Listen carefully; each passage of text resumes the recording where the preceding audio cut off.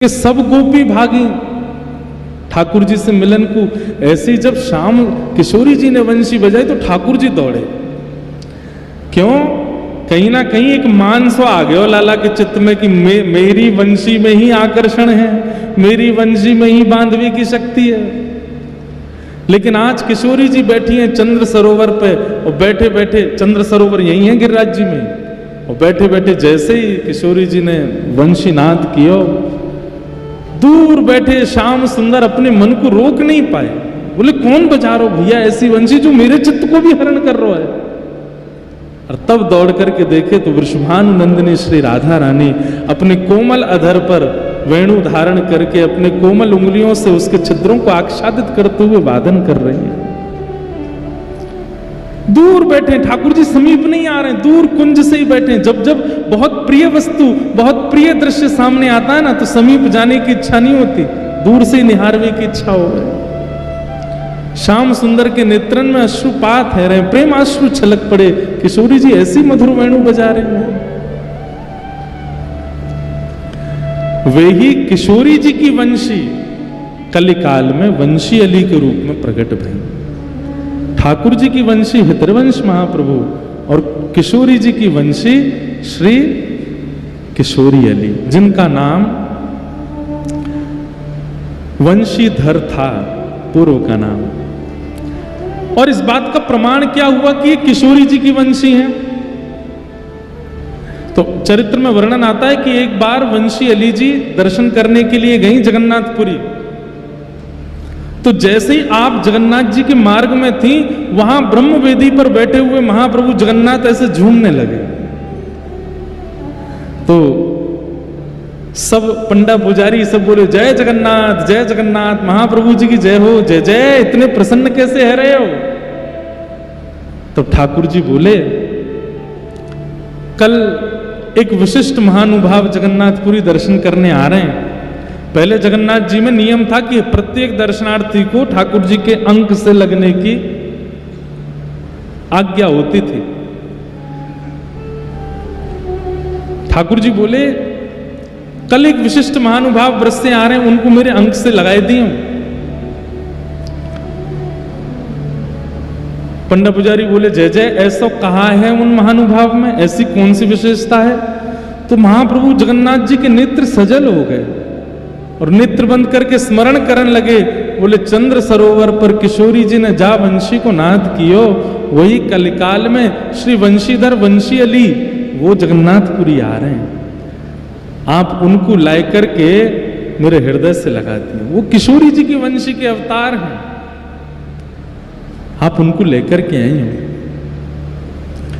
दूसरे दिन जैसे ही वंशी अली जी रात में पहुंचे, पूरी रात व्याकुल रहे, जगन्नाथ जी के दर्शन करेंगे, महाप्रसाद पाएंगे, जगन्नाथ जी को निहारेंगे, इतने भावावेश में। लेकिन आप जैसे ही मंदिर पहुंचे तो द्वार पे ही लोग एक एक आदमी को रोक को पूछे तुम्हारा नाम क्या है, तुम्हारा नाम क्या है। जैसे ही वंशीधर जी पहुंचे तो आपसे पूछी आपका नाम क्या है? तो आपने कही वंशीधर। बोले आप वंशीधर वृंदावन से आए हैं? बोले जी। अरे अरे आओ आओ आओ, पंडा पुजारी आ गए, सबने उनको गोद में जैसे जगन्नाथ जी को उठावे ऐसे उठा के ले गए मंदिर में। उनको विश्वास ही नहीं, भैया तुम सबरे कैसे जानो? सब जय जयकार करने लगे, वंशी अली जी की जय हो, वंशीधर जी की जय हो। और महाप्रभु जगन्नाथ जी ब्रह्म वेदी पर झूम रहे हैं। विचार भी नहीं किया था कि इतना प्रेम मिलेगा। जब गए सन्मुख, जय जय, इतना प्रेम क्यों बरसाया? तो पुजारी जी बोले आप पूर्व में किशोरी जी की वंशी रहे हैं, इसलिए आप वंशी अली के रूप में प्रकट भए। आपकी आवे की सूचना महाप्रभु जी ने हमको दी। ये सुनकर के वंशी अली जी भावावेश में चले गए कि महाप्रभु जगन्नाथ जी मुझको याद करें, मेरी पता है उनको। उससे ये बात सिद्ध हो गई कि भैया ये किशोरी जी की वंशी ही वंशी अली के रूप में प्रकट। अली मतलब सखी, अली मतलब सहचरी। हमारे ब्रज में अली अगर कहें तो या को मतलब वंशी आली, वंशी अली, यानी कि वंशी सखी।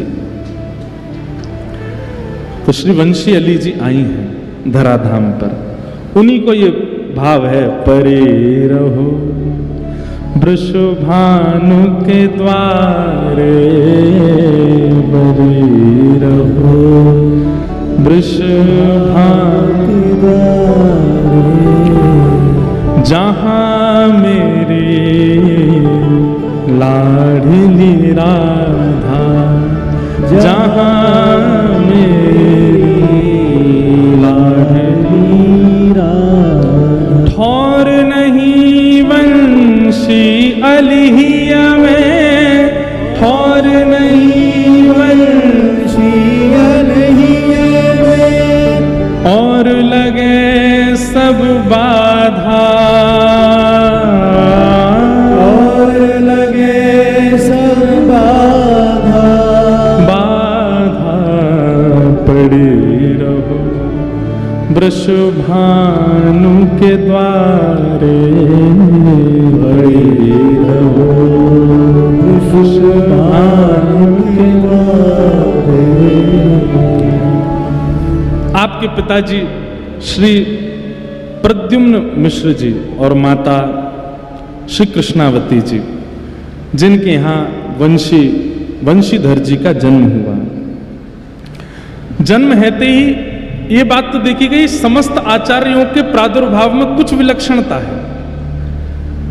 वंशीधर जी का जब जन्म हुआ तो जन्म लेते ही इन्होंने मातृ दुग्ध पान नहीं किया, अपनी मैया को दूध नहीं पियो, नेत्र नहीं खोले, मुख से कोई स्वर नहीं निकालो, हाथ में मतलब बस श्वास चल रही है और कुछ नहीं किया।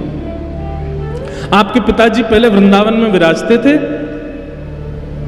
ललित कुंज नाम से स्थान पे आप विराजते, वहां आपके ठाकुर जी, परंतु फिर किसी कारण से फिर दिल्ली में विराजे और वहां चांदनी चौक के पास में श्री लाडली जी को मंदिर है, वही आपके प्रियालाल जी हैं। तो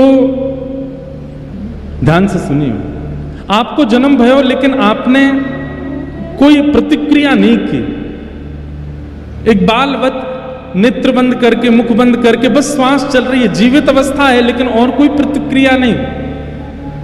जिस बात से सब माता पिता बड़े दुखी है गए, भैया ये कछु कहमे ही नहीं है। अब ब्रज से संबंध था माता पिता को, तो ब्रजवासी भी गए, पतो चली दिल्ली में भैया प्रद्युम्न जी के यहाँ लाला भयो है, चलो बधाई दे के यहाँ, बधाई लेके ब्रजवासी गए और ब्रजवासी ने जाकर के खूब बधाई खूब आनंद किया, लेकिन घर में तो सब उदास। प्रद्युम्न पिताजी आपके जो, उन्होंने कही भैया लाला तो भयो, श्वास चल रही है लेकिन ना तो मैया को दूध पीवे, ना नेत्र खोले, ना कोई स्वर निकाले, हम कैसे उत्सव मनाएं। तो एक बड़े योग्य ब्रजवासी वो बोले लाओ मुँह दो, गोद में लियो और जैसे मुखाकृति देखी तो मंद मंद मुस्कान है, आहा जैसे मानो किसी मानसी अवस्था में हो बालक। समीप कान लेकर के और भाव से कही राधा राधा राधा राधा राधा श्री राधा। जब राधा राधा नाम सुनायो तो जैसे जैसे राधा नाम चले, कभी उनको एक पाँव हिटे, कभी एक हाथ हिले, कभी एक आंख मचले, कभी मुख खुल जाए, कभी किलकारी निकले, ऐसे करते करते ज्यों ज्यों राधा नाम भयो दोनों नेत्र खुल गए, भुजा खड़ी है गई, पाम चलन लगे, मुख से स्वर निकलन लगो। सब कहने लगे अरे भैया प्रद्युम्न जी तुम्हारे यहाँ कोई किशोरी जी की सहचरी आई है, ये संसारी जीवन को नाम सुन के उनकी पुचकार देख के उनके भाव जान के नहीं उठ रही है, किशोरी जी को नाम सुन के उठ रही है। और तब उत्सव मनो और फिर राधा नाम ही उत्सव मनो। ऐसे श्री वंशी अली जी जन्म से ही उनमें लक्षण दिखने लगे श्री जी सखी के। बाल्यावस्था आपकी ऐसी कि जैसे जैसे आप बड़े भये, सामान्य बालक तो खेलते हैं कूदते हैं दुनिया भर के उधम करें, पर आपकी तो एक ही केली है। जो भी आपके सखा हैं उनसे भी अलग अलग धुन में अलग अलग भाव से कैसे भी राधा राधा गाओ बस। और बाल्यकाल में ही अपना श्रृंगार कर लेते और श्री जी की तरह बन करके, वैसे तो सखी भाव है तो सखी भाव में बन करके फिर डोलो करते घर में। पिताजी धोती लेके आवे, कुर्ता बगलबंदी लेके आवे, पर ये तो लहंगा पहन के डोले, वही भाव में रहे श्री जी के भाव में। बंधु एक बात कहें, कई बार भक्ति ना आती है जीवन में, लेकिन पारिवारिक ऐसा माहौल मिलता है कि उनको वो स्वीकार नहीं होती। इससे व्यथित मत होइए। कैसे कितने सारे आचार्य चरण थे जिनके परिवारों ने भी नहीं स्वीकार किया उनके भक्ति भाव को। आपके पूज्य पिताजी महाराज बड़े अच्छे वक्ता थे कथा के, जगह जगह जाते कथा करते, यजमानी थी उनकी। लेकिन आपकी ऐसी इन लीलाओं को देख करके माता जी को बड़ी चिंता होती थी। बोले कि यार ये कहीं सब सखी सखी बोले याकू, सब या के प्रति ऐसा भाव रखें। और अपने पतिदेव से उन्होंने याचना करी, बोले कि या को ब्याह कर दो। 15 वर्ष की छोटी आयु में ही उनका ब्याह कर दिया। लेकिन जाके चित्त में एक बार श्री जी विराजमान है जाएं, फिर चाहे कैसी जीवन की स्थिति है जाए, फिर वो निकलें थोड़े ही। आपका नियम था प्रत्येक वर्ष हर दिन प्रतीक्षा करते थे राधाष्टमी कितनी दूर है। हर दिन सुबह उठ करके आपका एक ही नियम, आज कौन सी तिथि है और अब आज की तिथि से राधाष्टमी कितनी दूर है, और उतनी बार किशोरी जी को नाम जप करते। और जैसे आज से राधाष्टमी 15 दिन दूर है तो श्री राधा श्री राधा श्री राधा श्री राधा, और जैसी 14वीं बार राधा बोलते और 15वीं बार राधा बोल के तुरंत भुजा उठा के बधाई हो, ऐसे रोज बधाई देते और प्रतीक्षा करते कब आवेगी राधाष्टमी। विचार करो, मैं तो 15 दिन बताए, अब सोचो 6 महीना दूर है राधाष्टमी, तो 6 महीना में जितने दिन हैं उतने दिन गिनते श्री राधा श्री राधा श्री राधा। और जैसे ही राधाष्टमी वाली तिथि आती मुख पे, राधाष्टमी वाला दिन आता, 6वें महीना जोरते बधाई देते, पूरे घर में हल्ला है जाता। माता पिता सब कहते पतो ना कहाँ है, क्या भाव में रहे। एक बार की बात, किशोरी जी की बधाई गव रही थी राधाष्टमी की, और वो बधाई सुनकर के आप इतने भाव निमग्न है गए, इतने भाव निमग्न है गए, झूम झूम करके नृत्य कर रहे हैं, घूम घूम करके नृत्य कर रहे हैं। देखो एक बात कहते हैं, नृत्य सोच विचार की नहीं होता कि अब ये वाला भजन आवेगो, ये वाला पद आएगो तो हम नाचेंगे। नहीं, नृत्य किसको कहें कि कोई ऐसी भावना प्रकट भई कि आप स्वयं को रोक ही नहीं पाए। आपके नेत्र बंद है गए, चरण कहीं जा रहे हैं, हाथ कोई भंगिमा कर रहे हैं, कभी कोई पे पाम धर दियो, कभी कहीं। वो नृत्य का रूप होता है कि जहां आप अपने वश में आके नृत्य नहीं कर रहे हैं, विवश होकर नृत्य कर रहे हैं। वैसा नृत्य कर रहे थे वंशीधर जी। नृत्य करते करते करते करते करते करते आपको भावावेश हो गया और तुरंत आप वहीं चौक में ही भाव समाधि में गिर पड़े। नेत्रों से अविरल अश्रुधार गिर रही है और मन में केवल विरह श्री जी का व्याप्त है। हमारी भूरी सखी जी का एक भव है, अखियां जो पे चकोरी होती, अखियां जो पे चकोरी होती, तो उड़ी चंद्र बदन लगी रहती, जो उड़ी चंद्र बदन लगी रहती, बैठ बैठ क्यों रोती, बैठ बैठ क्यों रोती, अखियां जो पे चकोरी होती, अखियां जो पे। आप श्री जी को याद करके भाव करते थे कि अगर मेरे नेत्र चकोर होते तो यहां बैठे बैठे रोते नहीं, उड़ करके जाते। किशोरी जी के कभी चरणन में विराजते, कभी कंधा पे विराजते, कभी सन्मुख विराज करके देखते रहते, रोते काहे को। अखियां जो पे चकोरी होती, अखियां जो पे चकोरी होती, एक टक सुधा माधुरी छाकी एक टक सुधा, माधुरी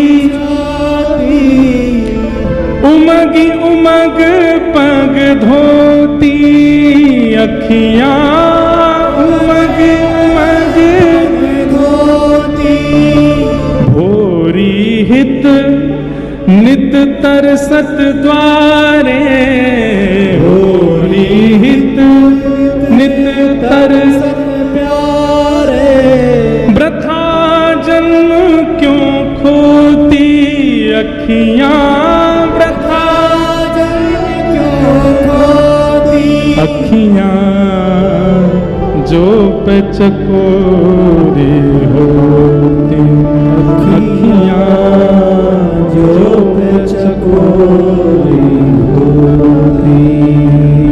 इतनी याद करते किशोरी जी की, वहीं राधाष्टमी पर नृत्य करते करते गिर पड़े और घंटों तक भावाभाव समाधि में रहे। और उसी भाव समाधि में श्री प्रिया जी प्रकट हो गए और प्रिया जी ने प्रकट होकर के कही, अरे वंशी, तू काहे को ऐसे रोवे, तू चिंता मत करे, तेरे घर के आंगन में एक वृक्ष है, वह वृक्ष के नीचे ही मेरा एक स्वरूप विराजमान है, तू जाए करके मेरा स्वरूप वहां से पधराए ले। और ये सुनते ही तुरंत आपको चेतना आई और ठीक राधाष्टमी के दिन ही आप दौड़ करके किशोरी जी की आज्ञा से गए। सब घर के लोग पीछे दौड़े, कहाँ जा रहे हैं? तभी एक वृक्ष था, उस वृक्ष के नीचे मिट्टी खोदन लगे और सब घर के कहें, अरे कहाँ कर रहे हो भैया, वंशीधर कहाँ कर रहे हो? लेकिन आप भावावेश में खोदते चले गए और तभी थोड़ी देर में वहां से श्री प्रिया जी को सुंदर स्वरूप आपको प्राप्त हो गए। और वो आज भी दिल्ली के चांदनी चौक के मंदिर में विराजमान है, वही स्वरूप। उनके हाथ में वंशी है किशोरी जी के। अखियां जो पे, अच्छा वंशीधर जी, कई बार ऐसा मन में भाव आता है कि क्या भाव साम्राज्य में रहने वाले जो इस प्रकार के रसिक जन होते हैं, क्या वो ज्ञानी नहीं होते? वो ज्ञानी भी उच्च श्रेष्ठ के ही होते हैं, उच्च श्रेणी के होते हैं। ये केवल भाव साम्राज्य में रहते, मानसी भाव में रहते, किशोरी जी के प्रेम रस में रहते, सखी भाव में रहते, इसका मतलब ये नहीं कि उनको ज्ञान नहीं था, परम ज्ञानी थे। एक बार आप जयपुर गए पिताजी के साथ, तो गोविंद देव जी के मंदिर में वहां के राजा ने एक कथा करवाई। कथा में आप सुनने गए, ऐसे श्रोताओं में ही बैठे थे। तो कथा में प्रसंग आया कि भगवान सांदीपनी गुरुकुल जब पढ़ने गए तो सांदीपनी गुरु जी को जब दक्षिणा दी तो दक्षिणा में गुरु मां ने कहा कि पांचजन्य नाम का राक्षस हमारे पुत्र को ले गया है। कृष्ण, यदि गुरु दक्षिणा देनी है तो पांचजन्य राक्षस से हमारे पुत्र को ले आओ। तो ठाकुर जी गए और पांचजन्य राक्षस का वध करके गुरुदेव के पुत्र को ला करके दिया और पांचजन्य राक्षस के अस्थियों से शंख बना, जो भगवान का शंख पांचजन्य कहलाया। तो कथा में यह प्रसंग चल रहा था। अचानक राजा ने एक जिज्ञासा प्रकट करी। बोले, हे महाराज जी, हे व्यास जी, आप 2 दिन पहले कृष्ण जन्म जब कर रहे थे तब आपने श्लोक बोला था, तमद्भुतम बालकमं भुजेक्षणम चतुर्भुजम शंख गदायुधायुधम। आपने कहा था कि भगवान कृष्ण का जब जन्म हुआ तो उनके हाथ में पांचजन्य शंख था। तो जब जन्म से पूर्व ही ठाकुर जी पर पांचजन्य शंख था तो फिर ये लीला कैसे हुई? ये गुरुदेव के द्वारा पांचजन्य के यहां से पुत्र को लाना और ये पांचजन्य की लीला 2 बार कैसे हुई? तो पहले से ही था ठाकुर जी पे, तो वे दोबारा कैसे पांचजन्य शंख आया? तो जो कथा कर रहे थे व्यास जी वो निर्वाक हो गए, उत्तर नहीं दे पाए। बड़े बड़े आचार्य वहां बैठे थे, सब निर्वाक हो गए। तब आपके पिताजी प्रद्युम्न जी ने कहा, हमारे पुत्र उत्तर देंगे वंशीधर जी। तो वंशीधर जी मंच पे आए और मंच पर आकर के बोले, सबको प्रणाम। बोले, भैया देखो, जैसे जय विजय ही रावण और कुंभकर्ण बनते हैं, लेकिन ऐसा थोड़ी है कि वो जब रावण और कुंभकर्ण बनते हैं उस समय वो जय विजय की पदवी छोड़ देते हैं, ऐसा नहीं है। वो सदा जय विजय की पदवी में रहते हैं, पर लीलात्मक भाव से उन्हीं का अंश ही जय विजय रावण कुंभकर्ण बन करके आता है, शिशुपाल दंतवक्र बन करके आता है। ऐसे ही ठाकुर जी के समीप रहने वाले जितने आयुध हैं, जितने जन हैं, ये सब तो नित्य पार्षद हैं। ये पांचजन्य शंख तो लीलात्मक भाव से पांचजन्य राक्षस के माध्यम से मिला है, परंतु वो वास्तव में तो नित्य में ठाकुर जी के पास ही रहता है। समझ में आई बात? इधर देखो तब समझ में आवेगी। देखो, अति संयोग में प्रेम घटता है, और ये जितने परिकर हैं ठाकुर जी के, ये इतने समीप रहते हैं, इतने समीप रहते हैं कि इनके चित्त में कई बार प्रेम लक्षणा भक्ति उमड़ नहीं पाती। तो ये ठाकुर जी से याचना करते हैं, नाथ हमको आपका कभी विरह ही नहीं होता। तो ठाकुर जी इनको विरह देने के लिए, इनके चित्त में थोड़ी व्याकुलता प्रदान करने के लिए लीला करवाते हैं। इसीलिए जय विजय नित्य पार्षद रावण कुंभकर्ण बन के आते हैं, और पांचजन्य शंख, ये पांचजन्य राक्षस की अस्थियों से दोबारा निर्मित होकर के, कुछ दिन का वियोग इनको सहाना होता है ना, इसलिए ये लीला हुई। ये उत्तर सुनकर के राजा तो प्रसन्न हो गए, नन्हे से इतने सुंदर उत्तर दे रहे हैं। और उसके बाद जयपुर में भी आपकी खूब, जयपुर में भी स्थान है श्री वंशी अली जी का। तो आप इतने भाव साम्राज्य में रहते थे, लेकिन आप ज्ञानी भी बहुत थे। राधाष्टमी पर प्रिया जी पधारी, और उन प्रिया जी को आपने मंदिर में विराजमान कर दिया। अब तो महाराज हर राधाष्टमी पर उत्सव होता है, लेकिन जब आपकी आयु 28 वर्ष की हुई तो आपके पूज्य पिताजी प्रद्युम्न जी महाराज भगवत धाम चले गए। तो इनकी माता जी बोली, बेटा अब पिताजी के कार्यभार तुम संभालो, कथा किया करो, यजमानी देखा करो। ये बोले, मैया पिताजी इतना कमा करके चले गए कि हमारा जीवन चल जाएगा, अब इसके आगे हमको करने मत दो। बोले, नहीं नहीं, तुमको संभालना चाहिए। लेकिन इनका भाव नहीं था। कहते हैं उस काल में 1707 में जन्म बताते हैं श्री वंशी अली जी का, और उस काल में श्री वंशी अली जी राधाष्टमी के पावन उत्सव पर 3000 रुपए लौटा दिए। आज के 3 करोड़ मान के चलो, 3000 रुपए लुटा दिए। इतने भाव में आ जाते, इतने मगन हो जाते राधाष्टमी के दिन, मन में आता जाने क्या क्या दे दूं मैं। एक बात तो मैं कहूं कथा में, ठाकुर जी जीवन में आएंगे, संग्रह की स्थिति नहीं रहेगी, बांटवे की स्थिति है जाएगी। 3000 लुटा दिए। इनकी माता जी बैठे बैठे देख रही थी, उनके मन में आती, भैया यार छोरा कौन समझावे, इतना लुटावे। लोगन ने कही या को ब्याह कर दो सुधर जाएगा, ये तो माने ही ना है, इतना लुटावे। और प्रिया जी का बस राधाष्टमी का उत्सव आता नहीं कि इनका आपा इनके वश में रहता नहीं। मैया ने रात को समझाया, बोले लाला देख 3000 रुपये लुटा दिए थे ना, पिताजी इतना श्रम करके कमा के गए और तू लुटा दिए ऐसे। आप बोलते मैया ये घर कौन को, ये परिवार कौन को, ये सब कुछ प्रिया जी को, प्रिया जी स्वयं पधारी है, ये सब उनको है, उनके उत्सव में तो करण देकर हो आनंद। नहीं नहीं, अगली बार से ऐसा मत करियो। अगली राधाष्टमी आई तो आप 4000 रुपया लुटा दिए, और सोना ले, चांदी ले, जेवर ले, सब प्रसादी किशोरी जी की और लुटा दे।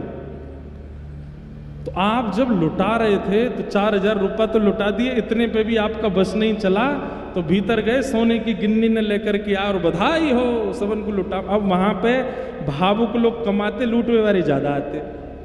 बोले माँ चलो राधाष्टमी पर खूब लुटा में भर भर के। आपकी माता जी का तो इस बार क्रोध से मुख लाल पड़ गया, बोले ये उचित नहीं।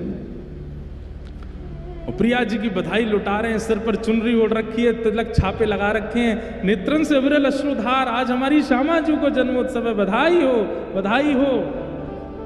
अपने कड़ूला उतार करके जैसे ही न्योछावर करने लगे, माँ ने आकर के हाथ पकड़ लिया, बोले अब एक नहीं लुटाने दूंगा। वंशी अली जी को ये नहीं भाई। जब उत्सव पूर्ण हो गया तो मां से बोले, मां मेरो सर्वस्व प्रिया जी को है, आप रोकें टोकें बोलें वो तक आपने रोक दियो, प्रिया जी के उत्सव में व्यवधान कर दियो, रोक दियो बीच में। माँ ने क्रोध में कह दिया, बोले इस घर में रहना है तो हाथ बचा के चलना है, ये इस तरीके से लुटाना नहीं है। तुम कथा तो करते नहीं, यजमानों के यहाँ जाते नहीं, पिताजी इतनी पूंजी कर गए, बस वही चल रही है, तुम तो कुछ करते नहीं और यहाँ बैठे लुटा और रहे हो। वंशीधर जी बोले ठीक है, मैं रहूंगा तो प्रिया जी के जन्मोत्सव पर कुछ नहीं बचेगा, और आपको सब बचाना हो तो फिर आप रहो, मुँह को आज्ञा दो। आपने प्रिया जी को प्रार्थना करी, हे श्यामा जी आप स्वयं प्रकट भइए या स्थान से, जब तक आपकी आज्ञा है तब तक आप यहीं विराजो, लेकिन अब मुँह को आज्ञा दो, मैं वृंदावन जाऊंगा। और आप उसी समय घर छोड़ करके पैदल वृंदावन चले गए दिल्ली से। अपनी प्रिया जी की याद में इतनो रोवें, जगह जगह गिर जावें, फिर याद करें, फिर दिल्ली की ओर देखें, लेकिन जैसे ही वृंदावन की ओर मुख करें तो विरहन एक शांत हो जाए। बोले वहां तो आप विराजमान हो, पर वृंदावन तो साक्षात प्रिया जी, चलूं ना वृंदावन को चलूं। वृंदावन में आप आए और जहां आपके पूज्य पिताजी पहले रहते थे वहीं आकर के आपने निवास किया। लेकिन आप इतने विरह में रहते थे, हाँ श्यामा जू, हाँ राधा जू, हाँ किशोरी जू, इसी भाव में रहते।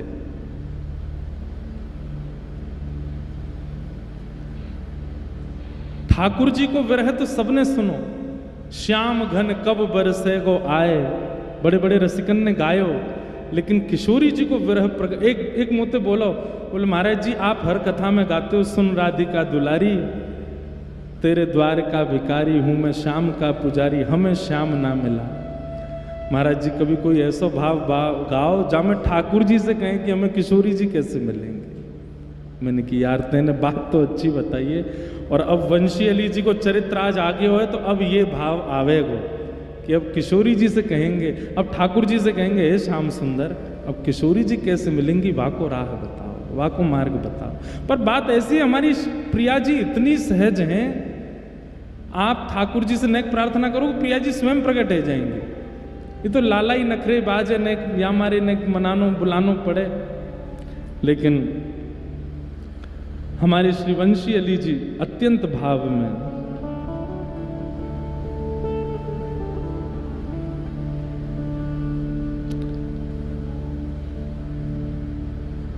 कबहू नैन भरी रूप दिखाओ, कबहू नैन भरी रूप दिखाओ। वृंदावन में यमुना जी के तट पर बैठे हैं वंशीधर जी। अरे इनका सौभाग्य है, किशोरी जी के अधर पर विराजे हैं, लेकिन आज विरह व्याकुलता है, रुदन कर रहे हैं यमुना जी के तट पर बैठे बैठे। कबहू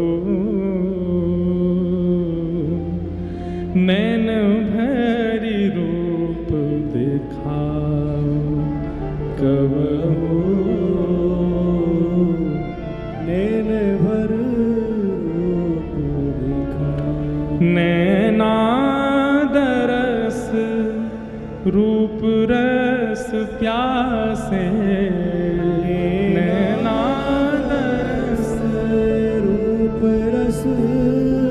अच्छा, हमारे वृंदावन के हित संप्रदाय के श्री भोरी सखी जी ने बड़े विरह के भाव गाए। किशोरी जी के प्रति विरह के भाव भोरी सखी जी के अत्यंत, निवेदन तो कर रहे हैं कि एक बार भोरी सखी जी को भी भाव सुने, उनको भी चरित्र सुने। नैना दरस रूप रस प्यासे, नैना दरस रूप रस प्यासे, अब ना और तरसा, अब ना और तरसा, अब ना और तरसा, अब ना और तरसा।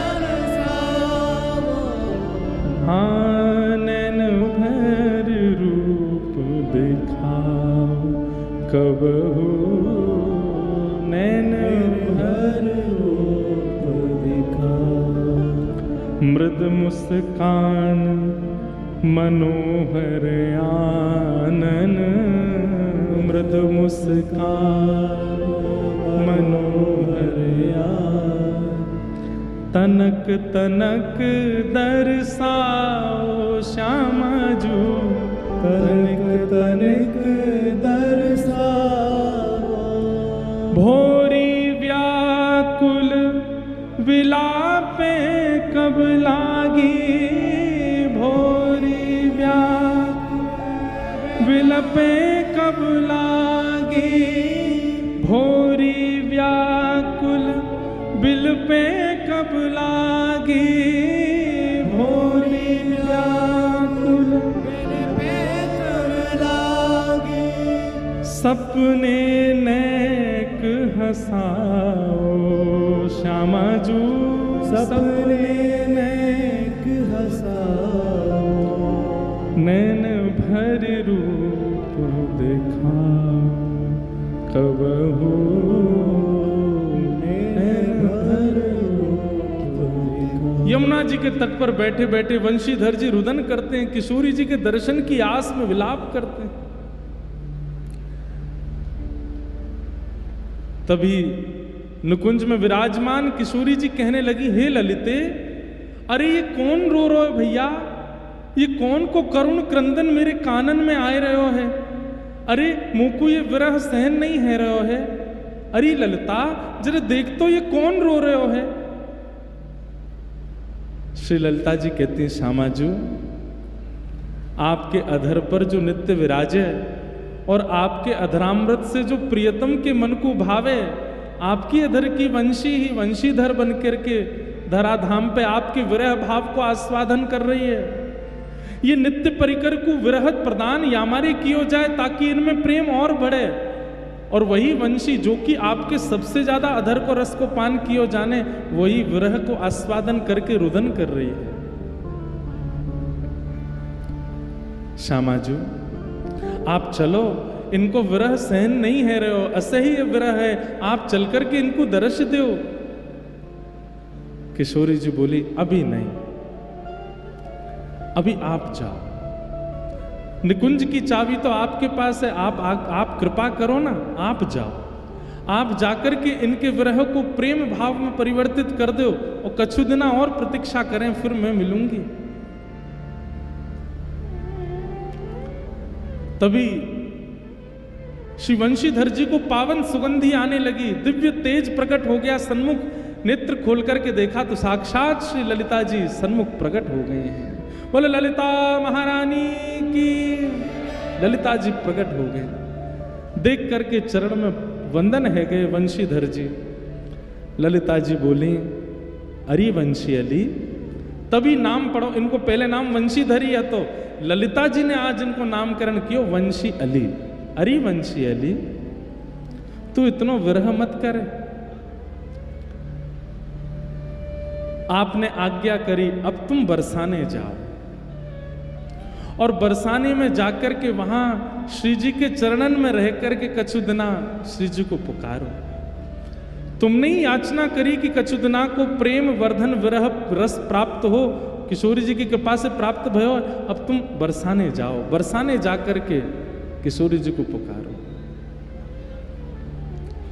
बंधुओं, श्री वंशीधर जी वृंदावन से बरसाने गए और श्री बरसाने में किशोरी जी के दर्शन नहीं किए, ऊपर महल में जाकर के दर्शन नहीं किए। जहां से महलन को मार्ग जावे ऊपर के काजे, वहीं पास में ही एक स्थान है जहां सब ब्रजवासी अपने घर को कूड़ो कचरा आकर के डाल दें। वहां श्री वंशीधर जी जाकर के विराजमान है गए और वहीं रह कर के केवल किशोरी जी को जपें, किशोरी जी को भजें, किशोरी जी को याद करें। एक दिन, 2 दिन, 3 दिन, 4 दिन नहीं, 12 वर्ष तक श्री जी के दर्शन नहीं किए। जहां से ऊपर बरसाने को जामे, वहीं नीचे बैठ करके किशोरी जी को पुकारें, वहीं से प्रार्थना करें। और ये पद जो सबसे पहले वंशी अली जी को गायो, वही पद को बस गायो करते, वहीं बैठे बैठे किशोरी जी को वहीं से बुलायो करते। परी रहो वृषभानु के द्वारे, जहां मेरी लाडली राधा, खेलत आए सुख उपजावे प्राणन की ये साधा, कीरत कुल उजियारी प्यारी हिये में चैन अगाधा, ठोर नहीं वंशी अली हिये में और लगे सब बाधा।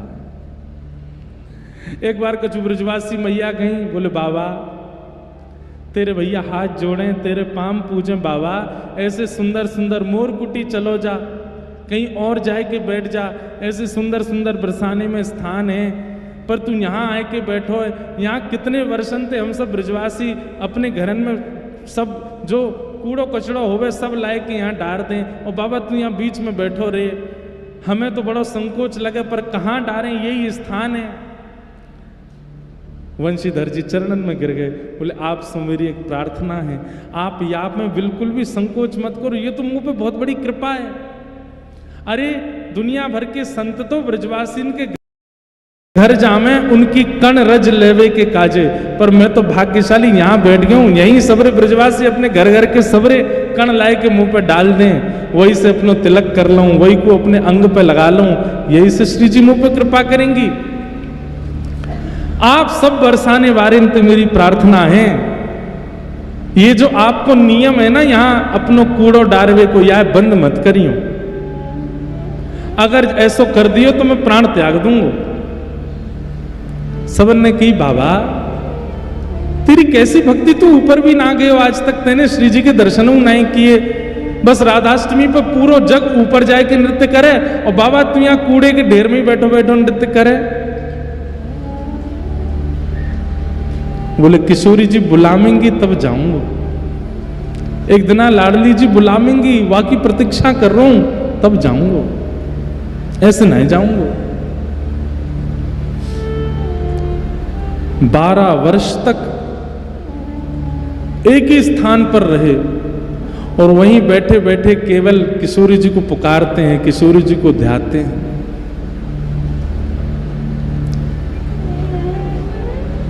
बारह वर्ष व्यतीत हो गए। एक दिन श्री राधा श्री राधा श्री राधा गुणगान कर रहे हैं, रो रहे हैं।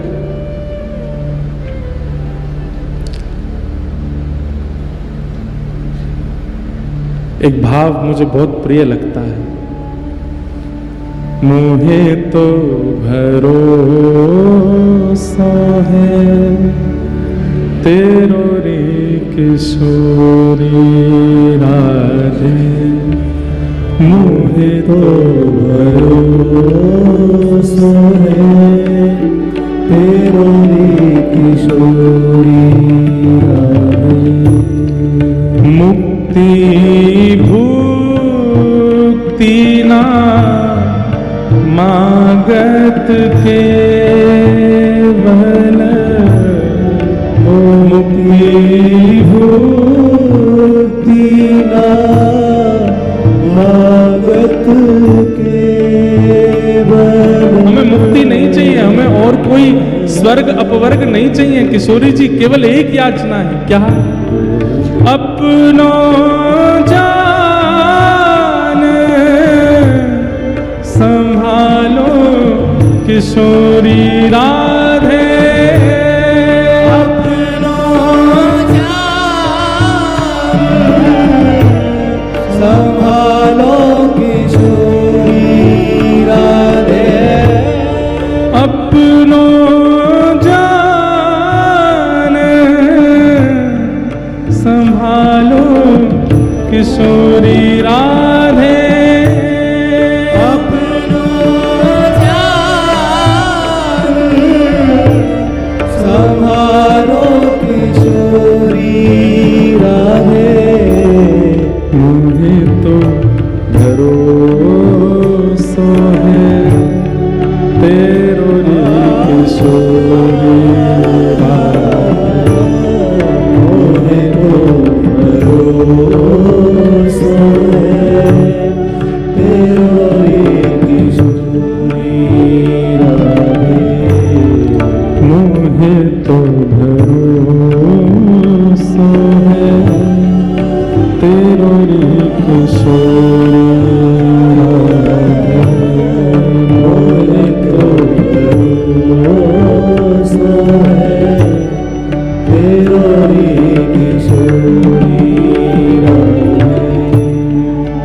मोहे तो भरोसा है तेरो रे किशोरी मोहे तो भरोसा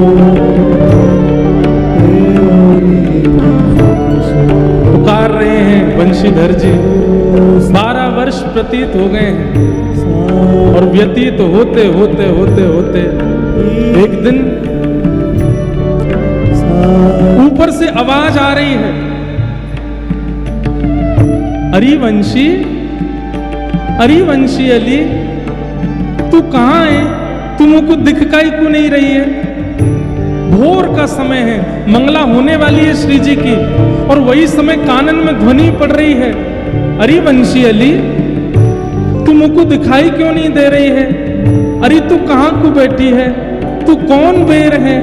अरे जल्दी मेरे सामने आ जा।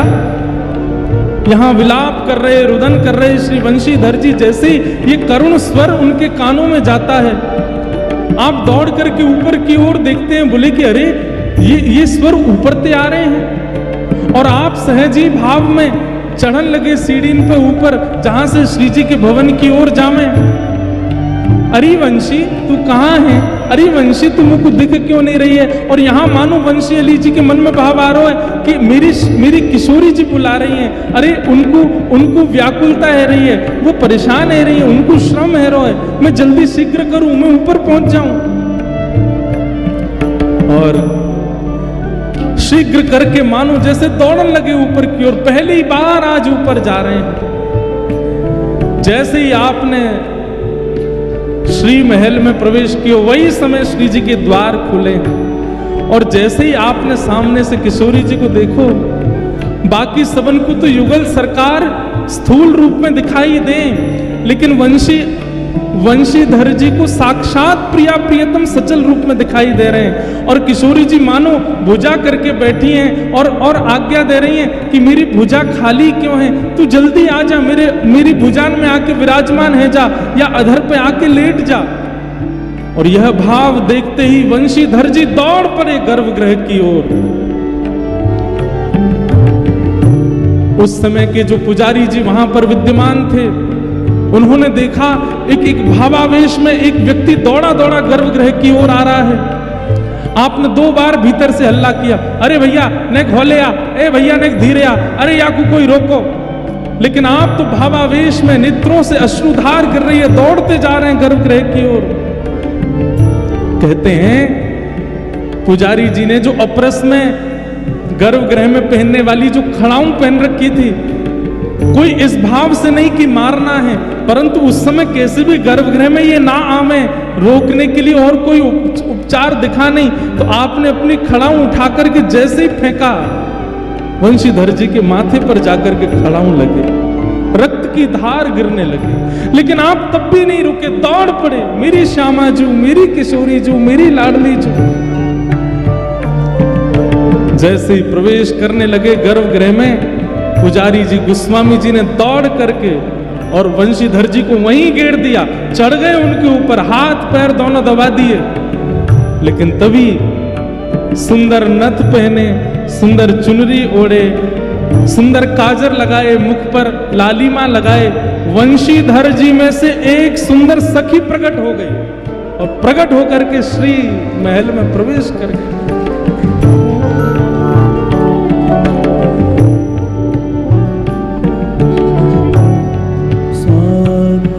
बैठे हैं गोस्वामी जी, ये नेत्रों से देखा गया दृश्य उनको विश्वास नहीं हो रहा है, मैं क्या देख रहा हूं। और तभी देखते हैं कि एक सखी, गर्भगृह में और कोई नहीं था, लेकिन तभी एक सखी वहां भीतर चली गई है और तभी दूसरी एक सखी आई है जो कि श्री ललिता जी हैं। और ललिता जी बीड़ी देती हैं और कह रही हैं, अरिवंशी अली तने बहुत प्रतीक्षा करी, अपने हाथन से पवाए दे। और पुजारी जी बाहर बैठे बैठे देख रहे हैं और वंशीधर जी का जो शरीर है वो अभी भी वहीं पड़ा है, लेकिन उनका ही एक सखी स्वरूप भीतर सेवा कर रहा है। और वो जैसे ही बीड़ी पधराते हैं, किशोरी जी मुख खोल करके बीड़ी का स्वाद ले रहे, बीड़ी को स्वीकार कर रहे। ये दृश्य थोड़ी देर दिखने के बाद में सब अंतर ध्यान हो गया। पुजारी जी वहीं बैठे हैं, वंशीधर जी नीचे पड़े हैं, रक्त की धार गिर रही है, अचेत अवस्था है। हाथ पैर कांपने लगे पुजारी जी के, गोस्वामी जी के। आप भीतर गए, भीतर से किशोरी जी का चरणामृत लेकर के आए और चरणामृत ला करके बार बार, अरे मुझसे अपराध है गयो, अरे मुझसे अपराध है गयो, अरे महानुभाव तुम उठे बैठ जाओ, ऐसे अपराध है गयो। और किशोरी जी को चरणामृत मुख में जैसे ही पधरायो, आपके नेत्र खुल गए, होश आ गए। वहीं से ही किशोरी जी को देख गोस्वामी जी बोले भीतर चलो। नहीं, अब तो जो लीला होनी वो हो चुकी। बोलो वृषभानु दुलारी की जय। वंशीधर जी को श्री जी ने स्वीकार कर लिया।